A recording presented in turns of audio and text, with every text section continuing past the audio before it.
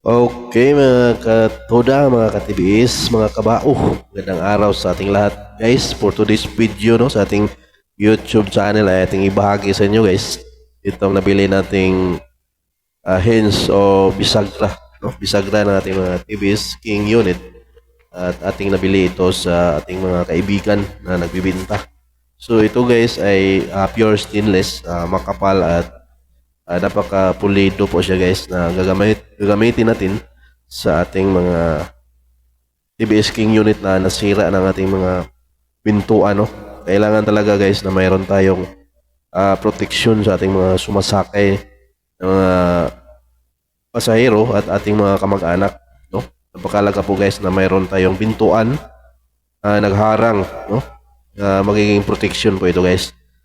So ito po guys, ating i-install na po ito guys at i-tabit natin itong bisagra na ito at kailangan natin ng tools ng number 14 yata to. So kahit hindi Y ang gagamitan nyo guys, mas mabuti kung yung A or pwede rin yung open range. So yan lang po guys kung meron kayo sa bahay ninyo guys na pwedeng magamit, no? So napakasimple lang po guys ang pagkabit dito guys. Alam kong kayang-kaya nyo po itong gawin. Ang sa akin lang po ay ibabahagi ko lang sa inyo. Kung mayroon kung naghanap kayo ng ganitong klaseng bisagra guys, ay pwede naman kayong makapag order. Comment down lang kayo sa ating YouTube channel, no? Sa ating comment section guys, at pwede kayong makapag-order. Bigyan ko kayo ng informasyon kung paano makapag-order. So hindi kayo magsisisi dito sa ganitong klaseng bisagra guys mga katoda, kasi napaka pulido at alam kong hindi kayo magsisisi at mapapakinabangan nyo itong mabuti habang buhay, no?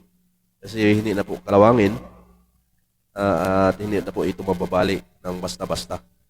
At kunting alaga lang po sa ating mga trike unit, no? Mga kabao, para tumagal at ating mapahalagahan, no? Kailangan nating i-check up natin araw-araw kung ano man ang magiging problema ay agad nating solusyonan. Kung hindi pa kayo nakapag-subscribe sa ating YouTube channel, mga TBS, mga katoda, paki-subscribe na lang po at mayroon tayong mga video na-upload na tungkol po sa ating bao-bao TBS King. So ito guys, tulukayang tayo dito, nag-install, no? So napaka-importante talaga guys na mayroon tayong pintuan, no?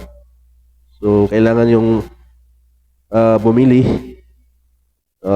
mag-comment down lang kayo sa ating comment section at bigyan ko kayo ng informasyon.